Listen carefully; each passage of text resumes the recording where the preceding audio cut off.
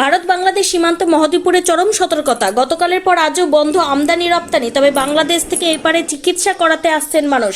সীমান্ত কড়া নিরাপত্তার চাদরে মুড়ে ফেলেছে বিএসএফ।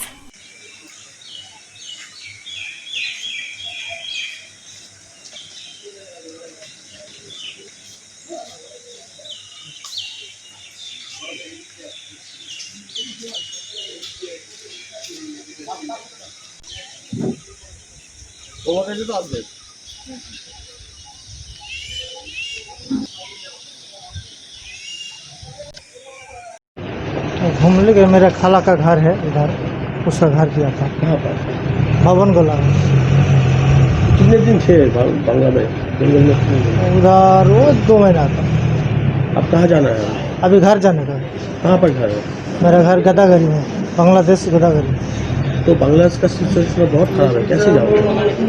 इधर से वो हम लोग पासपोर्ट में आया ना, वो उसका जैसा जाएगा उसमें जाएगा।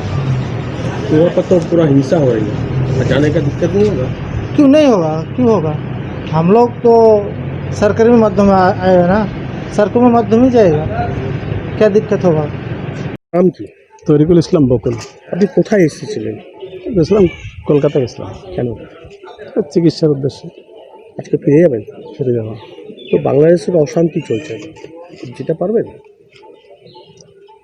এখন তো পরিস্থিতি স্বাভাবিক শুনছি, এখন সেনাবাহিনী দায়িত্ব পালন করছে, কী অবস্থা বলতে পারছি না। আপনারা কি আতঙ্কে আছেন? আজকে একটু নর্মাল মনে হচ্ছে। খোঁজ খবর নিয়ে দেখলাম স্কুল কলেজ খুলে গেছে। আমি একটা কলেজে পড়াই, সেই কলেজটা মেসেজ পাইলাম যে খুলে গেছে। নর্মাল পরিস্থিতি মনে হচ্ছে বলেই খুলে গেছে হয়তো বা। বলছি এই ধরনের পরিস্থিতি হলো কেন বাংলাদেশে?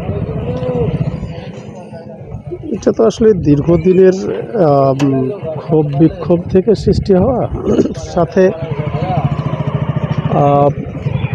মানে আগুনে ঘি ঢেলে দেওয়ার মতো ছাত্রদের সাথে যে মিসবিহেভটা হয়েছে, এই মিসবিহেভের কারণেই পরিস্থিতি বেশি খারাপ হয়েছে।